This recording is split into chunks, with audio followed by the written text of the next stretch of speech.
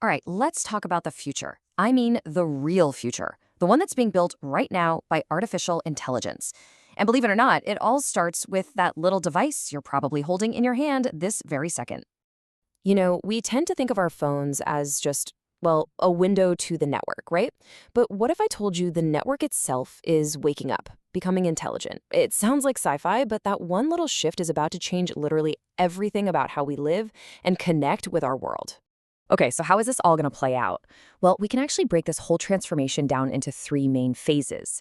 We'll start with ANI. That's the stuff happening as we speak. Then we'll jump ahead to AGI. And finally, we'll get to the really mind-bending stuff, the age of ASI. So let's kick things off with phase one. This is our world, right now, up until about 2030.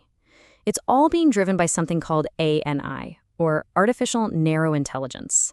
Now think of ANI as a specialist. It's an AI that is absolutely brilliant at one or two specific things. And it's already here, quietly transforming your mobile carrier from just a dumb pipe for data into something much, much smarter, an intelligent social infrastructure. So what does that actually mean for the companies? Well, the game has totally changed. The race isn't about who can build the most cell towers anymore. Nope. It's about who has the smartest AI fighting on these 5 key fronts. We're talking about networks that can literally heal themselves, customer support that knows you have a problem before you do, and even personalized pricing. The bottom line? The smartest AI wins. Let's take customer service, for example. This is where it gets really cool. You know that feeling when your signal drops and you have to call support and wait on hold forever? Well, forget that. With ANI, the network sees you're in a bad spot, analyzes the issue, and pushes a solution to your phone all before you've even had the chance to get angry about it. It's a total flip from reactive to proactive. So, to put it all together, here's the big takeaway for this first phase. ANI has completely changed what carriers are competing on. It used to be a physical game. Who has the most towers, the most bandwidth? Now, it's all about the quality of the AI running the show. It's a classic case of brains over brawn. The value isn't in the hardware anymore. It's in the software, the intelligence controlling it. Okay, so that's the world today. But now let's fast forward a bit to around 2030. This is where we hit phase 2, with the arrival of AGI, or Artificial General Intelligence. And trust me, if ANI was a big step, AGI is a whole different universe. This is where things get personal. So what exactly is AGI? Well, remember how ANI was a specialist? AGI is the opposite. It's a generalist. It can think, reason, and learn across pretty much any domain, a lot like a human can. It's not just a tool you command anymore, it's more like a partner you collaborate with. And that simple change completely redefines what a mobile carrier even is. And this really says it all. The carrier stops being a simple utility, like your water or power company that just sells you a service. Instead, it becomes your life navigator. Think about that. Its AGI becomes this incredibly powerful personal agent whose entire purpose is to help you navigate your life.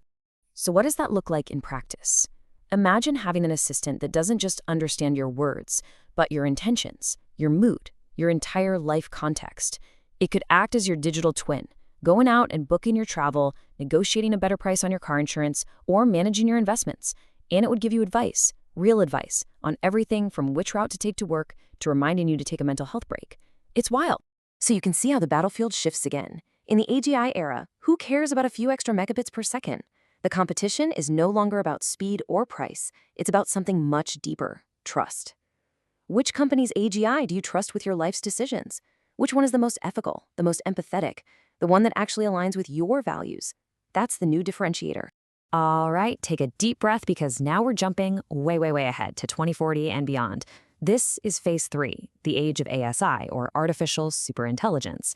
And here, the rules don't just change, the entire game board is obliterated. The industry as we know it doesn't just evolve, it dissolves. And it takes our very concept of reality with it. So what's the first casualty in this new world? Your phone. Yep, that's right. In an era of true superintelligence, why would you need a little piece of glass and metal in your pocket? It's a clumsy bottleneck. Communication is about to become a whole lot more direct. And by direct, I mean direct. ASI will almost certainly lead to brain-computer interfaces, We're not talking about typing or speaking anymore. We're talking about neural telepathy, the ability to just think and have your thoughts, your ideas, even your senses sync directly with the network and with other people. So, what does a world run by ASI even look like? Well, for starters, communication has zero delay because it's using quantum entanglement, not radio waves. There are no cell towers because the ASI can just assemble temporary communication nodes out of the molecules in the air around you. And carriers, they don't sell you service anymore. They are reality providers. They literally govern the version of reality you experience. The role transforms from a company to something like a guardian or a civilization OS. Okay, let's zoom back out for a second and look at the whole journey. When you see it all laid out, this evolution is, well, it's pretty staggering. This table really puts the entire story in perspective. Look at the carrier's role. It goes from being a simple data pipe to an intelligent life navigator, and finally to a guardian of civilization. In our interface with it, we go from smartphones to AI agents and wearables to direct brain-computer interfaces. The technology, the source of value, everything evolves in these massive leaps.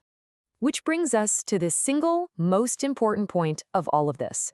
The ultimate competition, the one that really matters, isn't going to be about technology. It's going to be about philosophy, about values. Which leads us to the final and most critical question of all. As your network becomes your life partner, and eventually your reality provider, who do you want writing the code for its soul? Who do you trust to define its values?